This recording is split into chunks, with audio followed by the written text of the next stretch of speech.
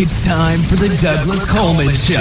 Mr. Smooth and Savvy is joined by guests from all walks of life, from the entertainment industry to authors to political and social commentators, the famous and not so famous, the controversial and the light and fluffy. We have it all. Now, here's Douglas Coleman.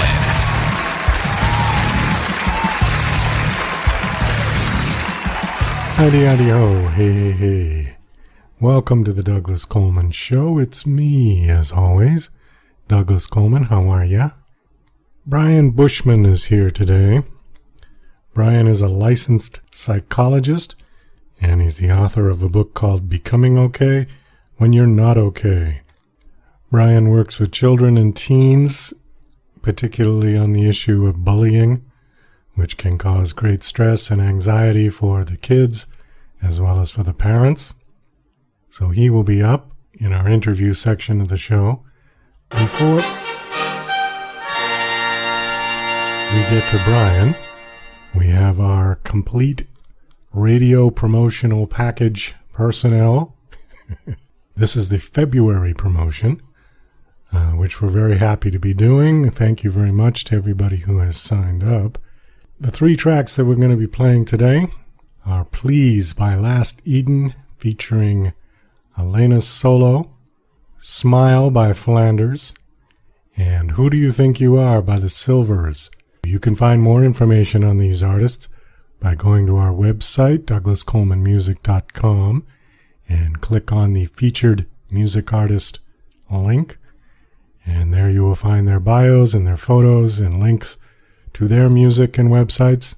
So please check it out. Then we'll have the interview with Bryan Bushman and then a commercial break. And after the interview with Bryan, we have our weekly Music Submit playlist to play. We've got two tracks from Music Submit for this week. First one is called I Can't Complain by 60 Miles Down. And the second one is Water by Lars Boquist and the 1712s. So a lot to get to today. So on with the show and on with the music.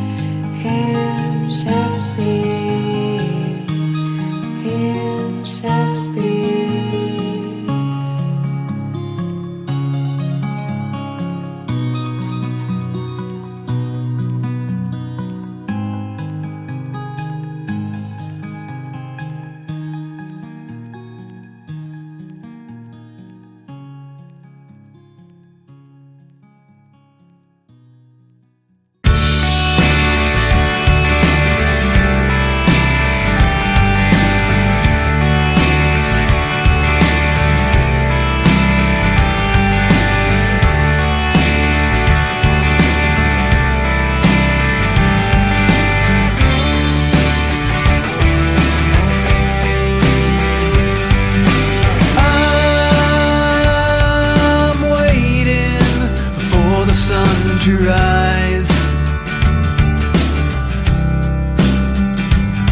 as I wait here for you to arrive, and I waited for the sun to come into my life. That's why I love to see your smile.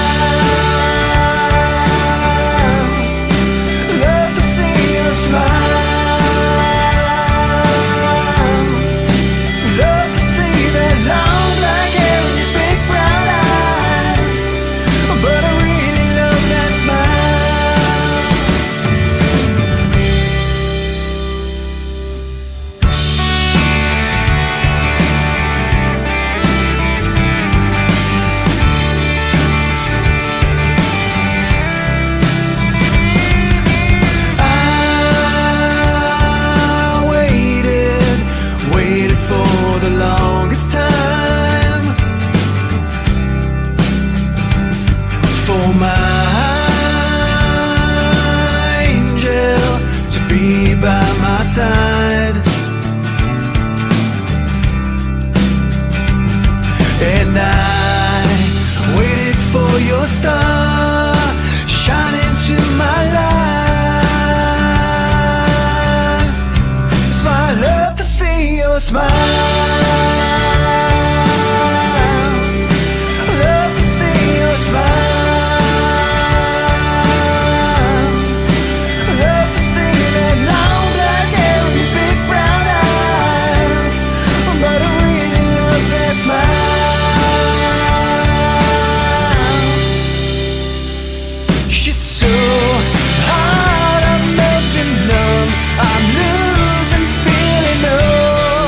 I thought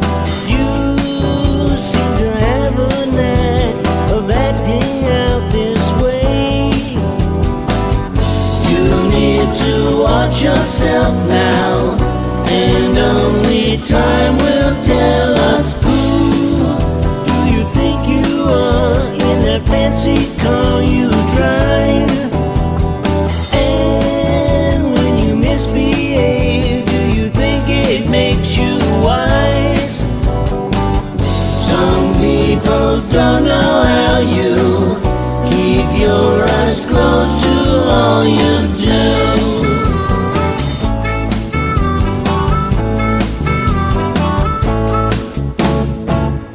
Your life is such a show now. You'll soon reap what you've sown now.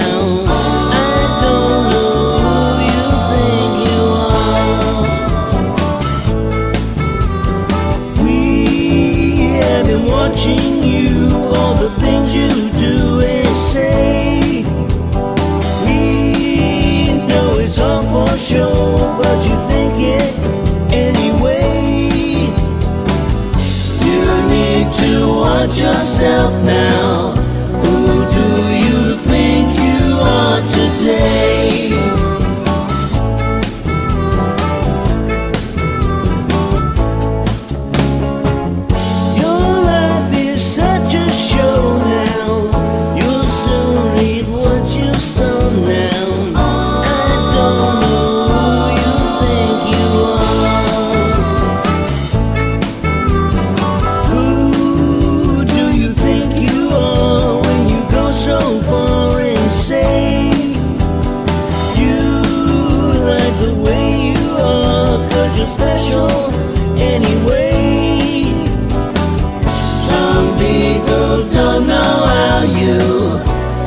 Your eyes closed to all you do. Who do you think you are? Who do you think you are? Who do you think you are?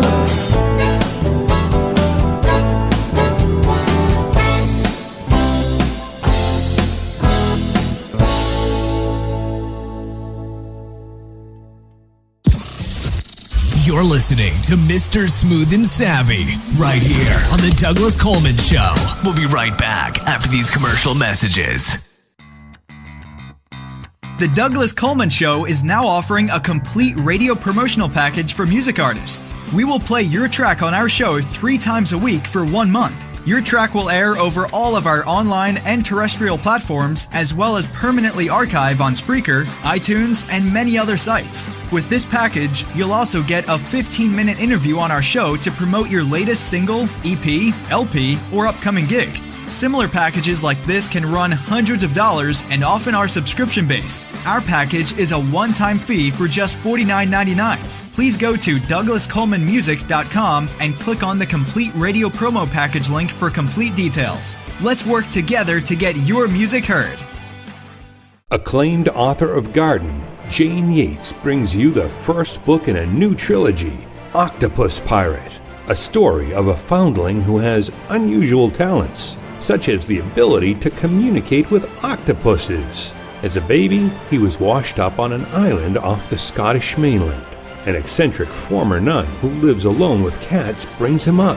He joins a circus and narrowly escapes plots against him, flees to Cornwall, builds a replica pirate ship that's also an airship to travel back in time to fight real pirates. Get your copy today from Amazon, only 99 cents. And now... Hey, Rocky, watch me pull a rabbit out of my hat. Again? Nothing up my sleeve. Presto! No doubt about it. I gotta get another hat. Now here's something we hope you'll really like. Okay, please welcome to the Douglas Coleman Show, Bryan Bushman. Hi, Bryan. How are you? Hey, Douglas. Thanks for having me. Thank you for coming on the show. I appreciate it. Let's see. You are a licensed psychologist, and you're the author of a book called Becoming Okay When You're Not Okay. How long has the book been out? It's just been out. It just came out about 9 months ago. Oh, all right. How's it doing? It's doing fine. It's doing fine. I mean, it's. I spent about 8 years writing it, so I was glad to kind of get it to the point where I could have it off my plate. So it was about 2 years of research, about 4 years of writing it, and then another couple of years of deleting things, and so part of the creative process, I guess. 8 years in the works. Wow, that is a long time, man.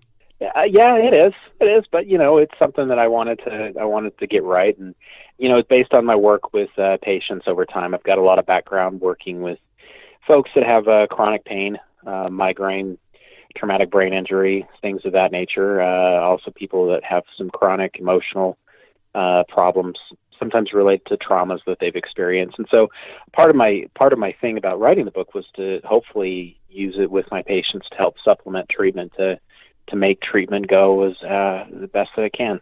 Now, when you talk about pain, are you talking about emotional pain or physical pain or both? Yes, both. Both.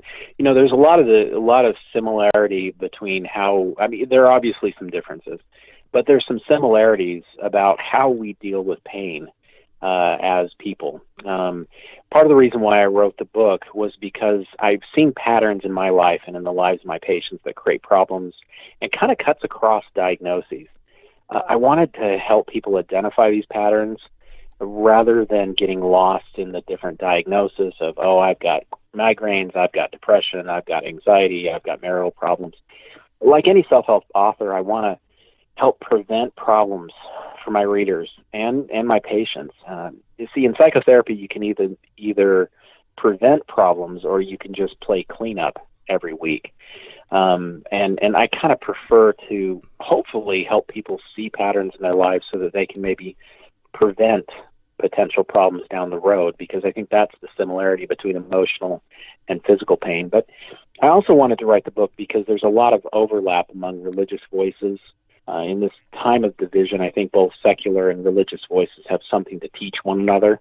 You don't have to believe in God to read this book, but I think that there's some information in there about how we can kind of communicate and get along. And the third and final reason why I wrote the book was because nobody ever tells you how to develop acceptance. Acceptance is one of those things that you have to, it's a skill. It's like a muscle. You have to learn it, almost like a golf swing. You've got to be able to use acceptance for both emotional pain and physical pain. And our modern society, the way it sees acceptance is basically code for get over it. But I don't think that's what Buddha or Jesus or Muhammad or any great thinker like Confucius really meant by that. Our society is very geared towards fixing things instead of accepting things, and I'm not opposed to fixing things, what things can be fixed. But sometimes our focus on fixing things creates kind of a commercial treadmill where we become good little consumers and not really happy, content, or peaceful people. So that's why I wrote the book, and why I spent 8 years writing it, was to help identify patterns that create suffering, find some overlap among voices of wisdom, and give people a step-by-step guide maybe they could use to help develop acceptance, because I think that relates to both emotional and physical pain. What do you mean by acceptance? Acceptance of what? Acceptance of that life is not what we wanted it to be. We all are, not to sound pessimistic, but we all kind of are disappointed. We all have pain in our life, whether that's the pain of headaches you didn't want, trauma you didn't deserve, or depression that feels out of control, or anxiety. We have pain. We have things in our lives that we don't want. And to accept doesn't mean that we like or deserve what's happened to us. Instead, it just means that we're willing to acknowledge it and work with it, rather than spend our lives pushing against it. Spend our lives, and a lot of money, by the way, pushing and trying to resist reality. There's a lot of additional pain that people experience in their minds, their souls, their spirits, when we push against what life has offered us, usually because we don't like it. And usually when we do that, that's when we go from not just pain, but what the ancients would have called suffering. Okay. A lot of people's emotional pain can oftentimes be attributed to someone else. Yeah. Sure. Typically, people don't self-inflict that much emotional trauma on themselves. Some people do, but a lot of people, I would say it's more common that somebody had a lousy father, somebody has a terrible boss, a bitchy wife, whatever. And right. That is, so how do you deal with that? I mean, you're talking about acceptance. Now, if you go biblical, the word tends to be forgiveness. Is this one and the same thing? Is this where you're going with it? Well, not really. I'm not talking, we're not going to forgiveness right now. Right now, it's just kind of accepting the fact that you have a crappy boss, accepting that your wife cheated on you, accepting the fact that you had some trauma, which does, again, and I can't emphasize this enough, that doesn't mean you have to like what happened, and it doesn't mean you deserved what happened. But the question is, how do we deal with the crappy boss? What do we do at that point? Are we able to kind of work with that to find where our power and influence is? Or do we basically avoid the crappy boss? Do we overreact in response to the crappy boss and give the crappy boss ammunition to use against us? I would agree with the premise of your question, which was sometimes the pain that happens in life is not of our own making. I agree with that. But it's how we respond to that pain that matters. And what I found is that, and myself is very much included in this, so I'm not like on a mountaintop looking down on people. I see this in my own life. There are three big patterns that make us go from having pain to having suffering. The first thing that we do is we avoid. So imagine if I'm like pushing against an opposing tackler, like with giving them a straight arm. That's avoidance. Is I'm just going to basically take whatever I'm feeling inside and I'm going to push it down and I'm going to say, I'm fine, I'm fine, I'm fine, I'm fine, I'm fine, I'm fine. And the more we say that, the more tension is created in us. But the second way we do it is by grasping at pleasure. We like to hold on tight to something and re-experience it. So, for instance, I have one bowl of ice cream and I want to recreate that experience. So I have a second bowl of ice cream, and soon I have type 2 diabetes. Okay, that's creating some suffering. And then the third and final way that we create suffering in our own lives is by getting lost in our pain. So if before I was trying to push against the pain like an opposing tackler, fusion, this third path that I'm talking about, would be getting stuck in the pain, getting overwhelmed by the pain. And anybody who's ever spent time feeling sorry for themselves knows what this is like. So let's say, yes, you got a crappy boss, right? You don't have to like it. It doesn't mean you deserve it or anything else like that. But the question is, what are you going to do next? Are you going to just avoid and say, no, I'm fine in my job, and I'm not going to raise any waves, and I'm not going to speak up or anything? Or am I going to just feel sorry for myself and kind of wilt under the pressure? That kind of determines what will happen next in the quality of our life, is how we respond to the pain. Because we can't always control the sources of the pain, but we can control our response to that pain, if that makes sense. Yeah, it does make sense. I would argue that the crappy boss situation could be remedied by simply finding another job. Oh, sure, you could do that. I'm not against people. Yeah, I mean, that's part of acceptance, too. If you're saying to yourself, okay, I got a crappy job and it's not going to get better for me, I need to accept that I have a crappy job and look at my options. And move on. I think that's great. I think where it gets more difficult for people is when they have bad parents, because you can't really divorce your parents. And I think people, you can. Well, you can. I mean, I suppose legally you can, but But my point is, you only get one set of them. It's more difficult to leave your parents than it is to leave a crappy job with a crappy boss. Yes, it is. I would agree with that. And I know... Yeah, I would absolutely agree with that. Yeah, and I know people that have carried that baggage with them for a good part of their life, where, they had an abusive father or abusive mother as a child, and then now they're in their 50s, and it still plagues them. And the parents could be dead. And so how would you deal with someone like that? Yeah, I would just view that as, okay, you had a crappy childhood. First, using acceptance is to acknowledge, hey, I've got this pain. But that third path of suffering that I was telling you about, which was fusion, where we get kind of stuck in it, is being able to use some self-compassion to be able to take a breath and step out of that pain and step out of that thing that you didn't want and you didn't deserve, and be able to see around you what your options are. I think the acceptance piece, why acceptance has been so helpful, and I'm not just talking about in Christianity, I'm talking about in Eastern traditions, Buddhism. That's one of the things that there's a lot of overlap. One of the things that's so great about it is then we don't have to define ourselves by our pain. Our pain doesn't have to define us. We can acknowledge it, and we can work with it instead of pushing against it. You mentioned difficult childhoods, and the whole part of chapter 3 in the book kind of talks about how do you unpack this baggage that you've experienced. Because again, using acceptance is a way of acknowledging our pain and being able to have some self-compassion about it instead of being lost in it, so that we can see where our opportunities are in the present so that we're not lost in the past.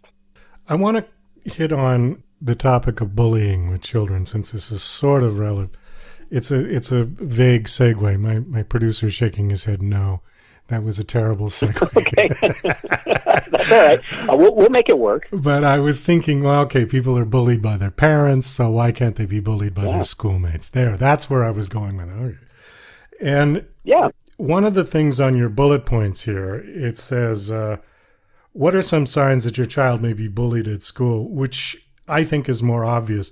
The one I wanted to hit on was, what are some signs that your child might be the bully at school? That seems like it would be more difficult to diagnose. Yeah, it would. And I think what it comes down to is, what kind of relationship do you have with your child? Do you have the type of relationship with your child that there is some open and honesty going back and forth between you and your child about their friendships and how they're treating their friends? A lot of the times, in our society, we like to put people in boxes, and we call them diagnoses, and one of the things, I'm certainly against bullying, please don't misunderstand me, but I do get a little bit concerned. We talk so much about bullying, I wonder if we're somehow scapegoating the bully itself. Behind every bully, there's a kind of a hurt kid, I found. Behind every bully, there's a kid who, on some level, is not feeling okay. And again, because the premise of my book, I think it's okay to not feel okay. Now, how you deal with that really matters. So what I would say to parents is, first, being able to check in with the relationship that you have with your child, to be able to understand where their sources of hurt might be. Because behind every quote-unquote bully, there's a kid that's kind of hurting. There's a kid that feels shame. There's a kid that feels desperate. There's a kid that feels... And this isn't always the case. There are rare exceptions, but most of the time there's a kid that's having a certain amount of pain. And so if you can tune in to your child's perspective and pain and not just their behavior, that helps not just with bullying, but with a lot of things. Well, okay. The term that comes to my mind is misdirected anger, where... Yeah, that can happen. And we can go back to the lousy boss, where the guy has a really bad day at work because he's got a terrible boss, and he comes home and he yells at the wife and kicks the dog, and right. Yeah. So the bully could be the same scenario, where he might be bullied at home by an abusive father, and he goes to school and he picks on the kids in his class, right? Yeah, and sometimes they come from. I certainly don't want to stereotype and say every kid that has a problem with bullying behavior. You notice how I said that because I'm trying not to put kids in a box. But every kid that has a problem with bullying behavior doesn't always come from a broken home, doesn't always come from a home where parents are neglectful or are yelling at the kid all the time. But I think many of them feel a sense of insecurity that we kind of forget about. It's almost like we go through this really weird phase as we become adults where we forget what shame and the insecurity of children feels like. And a lot of them just feel very insecure, and very disconnected. And so it comes out in behaviors that could be perceived as bullying. Do you think that our culture has overreacted to this concept of bullying, in the sense that I'm 56 years old, and when I was in school, there was always bullies. It just was sort of accepted that, and I think people sort of brushed it off as a rite of passage. Yeah. Where now I think it's taken more seriously. And not to say that's bad. I'm not suggesting that we shouldn't take it seriously. But do you think society has overreacted to all of it? With all of these diagnoses of kids with attention deficit disorder. Again, when I was in school, we just said, he's just fidgety. Yeah. Has science actually improved, or have we just become, sort of overreactive, overprotective parents? Well, I think the science has improved. I do believe that ADHD is a real concept that does afflict kids. I as part of my practice, I'm a neuropsychologist, and I can actually give kids a battery of tests that look at their ability to sustain attention and divide attention and be able to compare it to a norm. And so I can point out information to parents about where their child is scoring to show that it's not just an overreactive parent or an overreactive teacher, but that there is some difficulties in functioning. But back to the issue of bullying, what do I think? Well, the answer is both to your original question, which is I certainly I'm glad that there's education out there about, hey, if you see something, say something. I'm glad that there is education out there about, hey, let's not just go along with the bullying and look the other way. I certainly I like that. What I don't like, though, is when we start stereotyping kids as bullies, and then we have a zero tolerance policy that basically says if you have one thing that your kid has done wrong, we're done with them, and we've now put them in this box where we're going to treat them like a hot potato that we're not going to touch. I think there's got to be a balance, and most mental disorders come from a lack of balance, and that's what I think the wisdom of our ancestors would have told us, is being able to find a balance is pretty key to stuff. But as far as society goes, I think one of the problems that we have and how our society creates suffering is we have what I like to call a beer commercial mentality.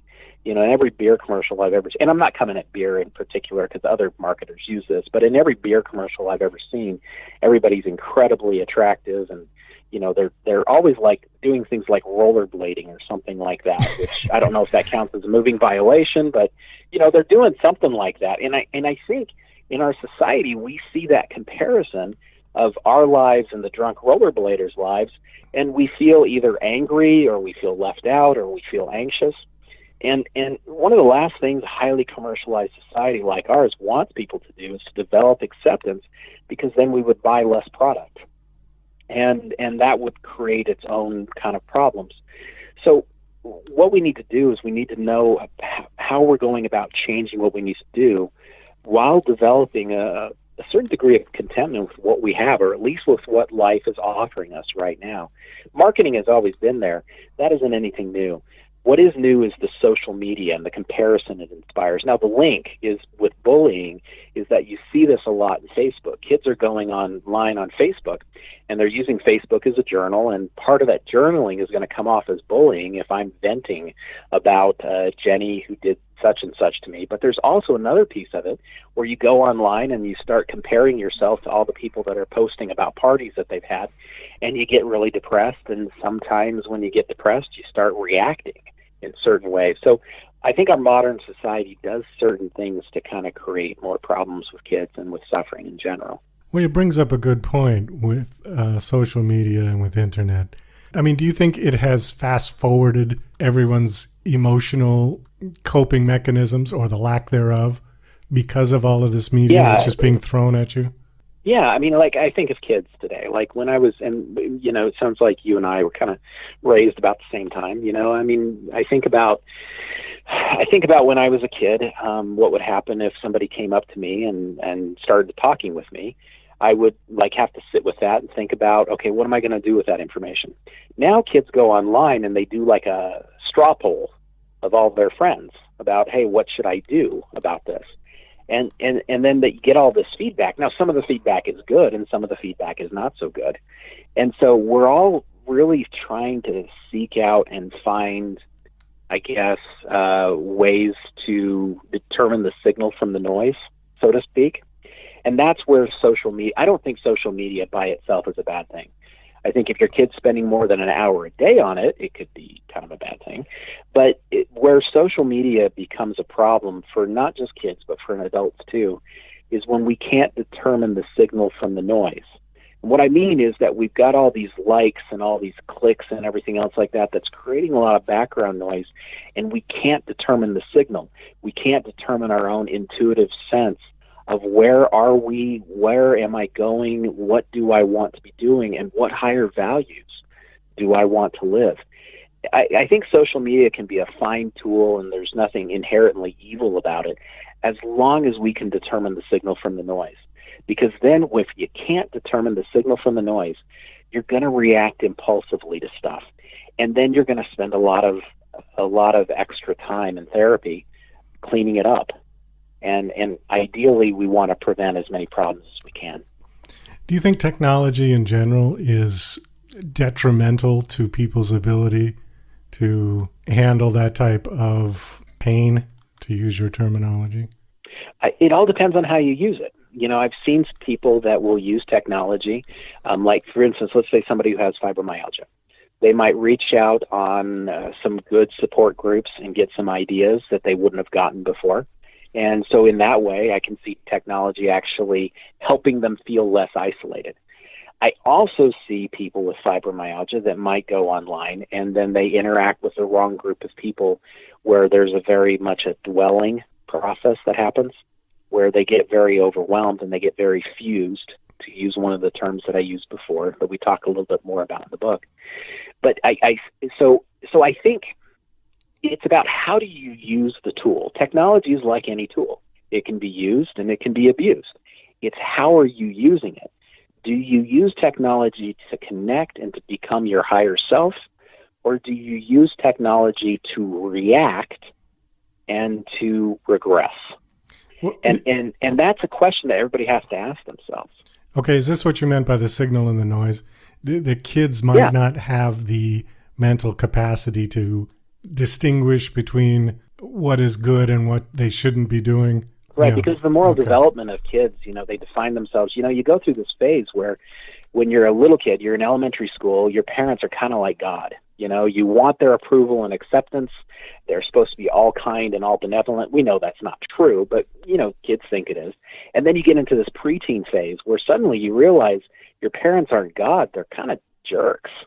You know, suddenly you see your mom as being over-controlling and your dad as being judgmental.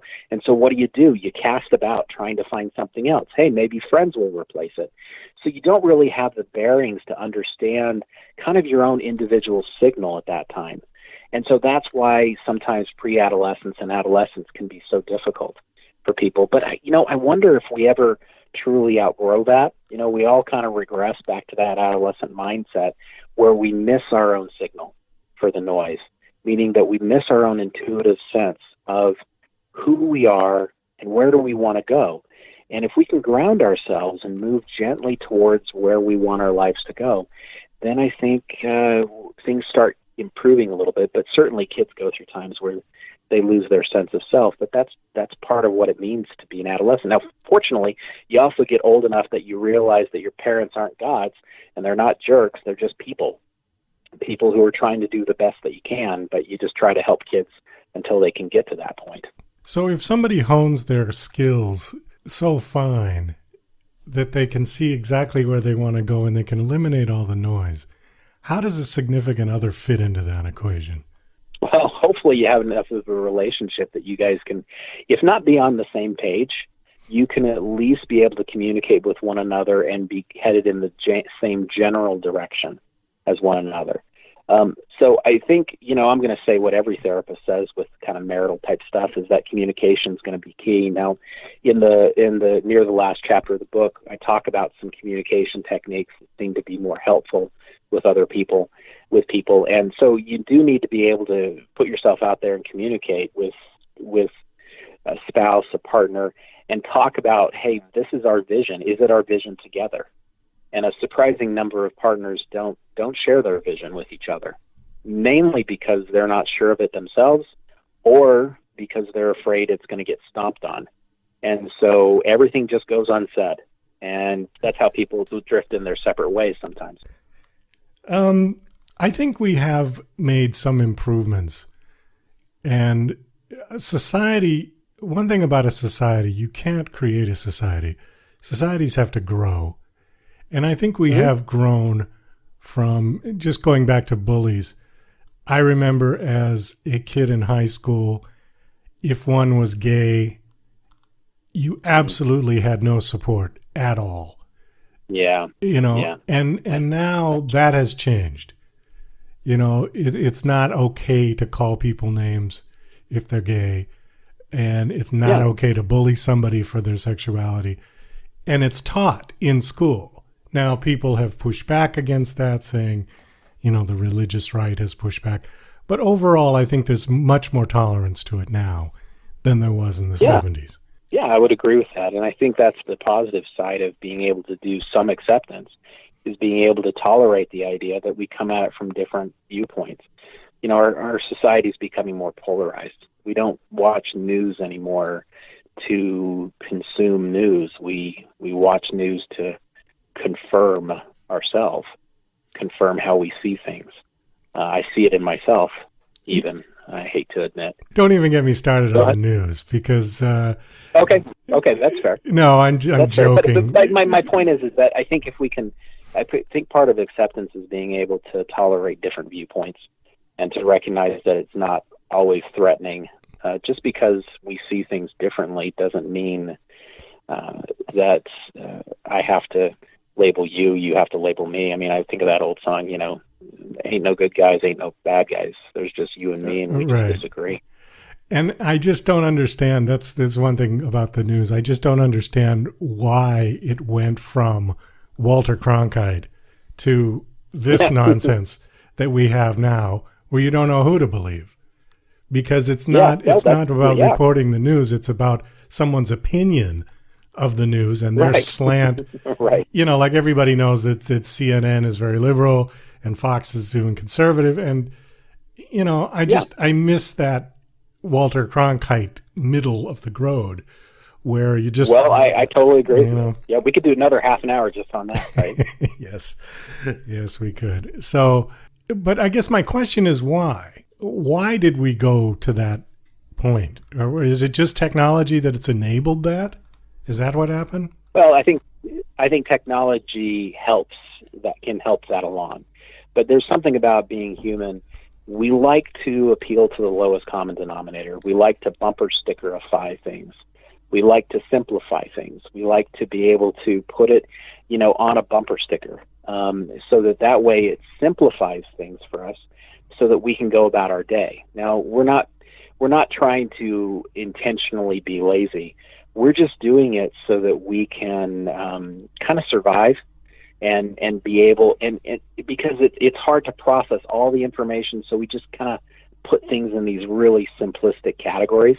And I think sometimes technology can enable that, because certainly you can go online and you can find all kinds of stories to support your worldview. But the question is are we able to step out of that? Are we able to kind of see a broader image, knowing that it doesn't have to be threatening to us? I think the only way people actually expand their horizon is to go there themselves. You know, people have this thing about, oh, well, the Middle East is all a big problem. Oh, big problems over here in China and stuff. Once people have actually gone there, their whole concept changes. You know, people get very comfortable behind the white picket fence. And I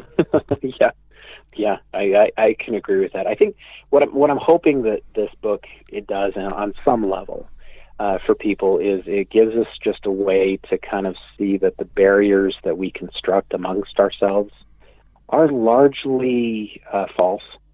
That's one thing that I'm hoping that it will do, instead of us categorizing ourselves. And the other thing that I'm hoping that we can do is I like to say this, you know, if you can be okay with not being okay, eventually you'll be okay. But when you're not okay with not being okay, you won't be okay, because you'll be so ticked off about it, you'll do something impulsive that might create some problems in your life. And if we can end those patterns and we can just use some acceptance to be able to tolerate and then use our power in healthy ways, certainly we're going to have pain no matter what in this life, but it doesn't have to define us. It doesn't have to monopolize us. And I'm hopeful that the book can be a way to do that. Do you mind if I just do a 30-second plug? No, go ahead. Well, if people are interested, you can certainly find it on Amazon. It's How Becoming Okay, and in parentheses, it's When You're Not Okay. If you're also interested, you can go onto my website and you can read the first chapter for free, and just check it out, see if it's right for you. My website's www.drbryanbushman.com, DrBryanBushman.com, drbryanbushman.com, and you can just, the front page there, it can link you to kind of a free reading if that's something that somebody's interested in. I also have some free handouts on there. Again, my point in doing this, I have a full-time job. I'm not a full-time writer. So I'm more interested in just disseminating the information. So there's a lot of information on the website that's free, and it also links you to my blog if that's something that people are interested in. But I'm hopeful that it'll help people just find a measure of peace, because sometimes the pain we can't control, but we can control our response to it. And that's where we find our freedom.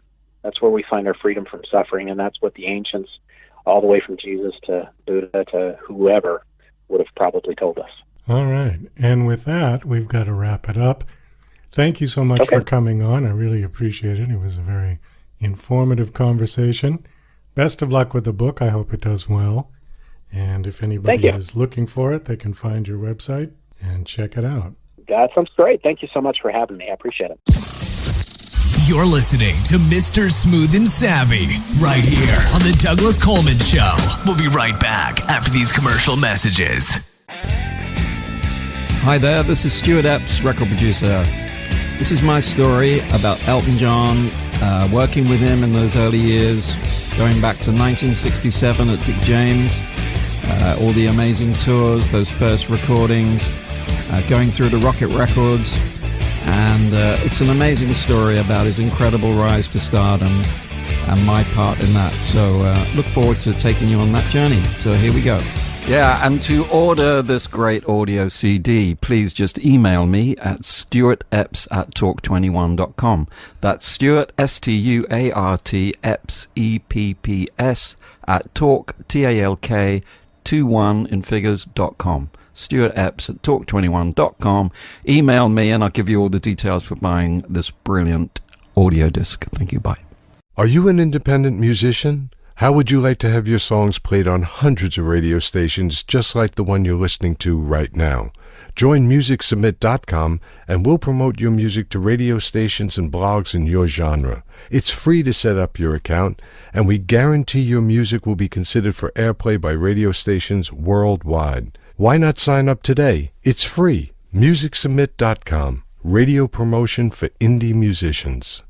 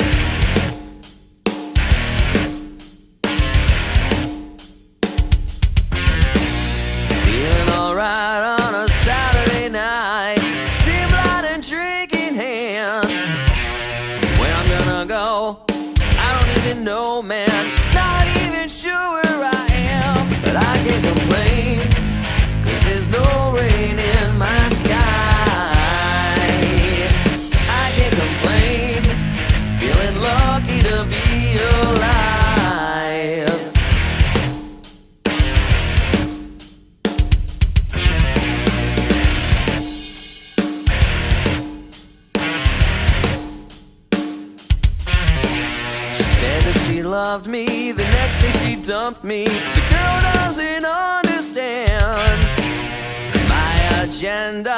She should have known better.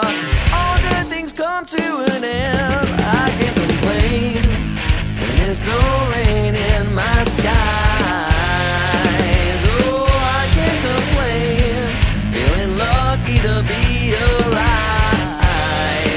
Oh, I can't complain when there's no rain.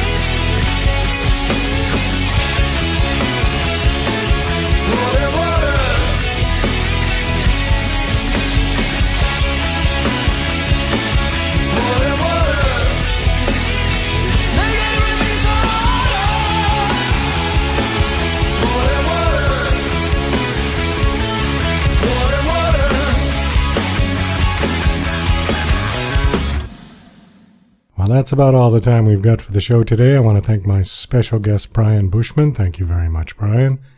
Also, thank you to Last Eden, Flanders, and the Silvers. And from Music Submit, thank you to 60 Miles Down and Lars Boquist and the 1712s. This is Douglas Coleman saying I'll see ya when I see ya.